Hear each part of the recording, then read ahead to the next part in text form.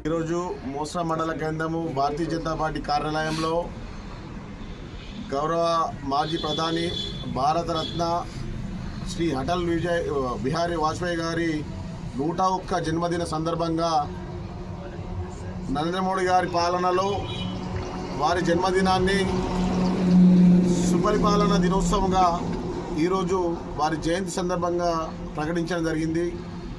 దేశంలో అత్యున్నత ప్రాధాన్యత గల ప్రజల విశ్వాసం పొందిన ప్రధానమంత్రి వాజ్పేయి గారు దేశంలో భౌతిక పరిస్థితులు మారే విధంగా, ఒక ప్రజల విశ్వాసాన్ని మారే విధంగా, ప్రపంచ దేశాలు భారతదేశాన్ని చూసే విధంగా వారు నిర్ణయాలు తీసుకొని ఇప్పటికి కూడా నిర్ణయాలు కొనసాగిస్తూ భారత ప్రభుత్వము భారతదేశము అగ్రస్థానంలో నిలుస్తుందని కోరుకుంటున్నాము. పార్టీ పరంగా తెలంగాణలో కానీ భారతదేశంలో కానీ వారు చేసిన సేవలు చిరస్మరణీయం.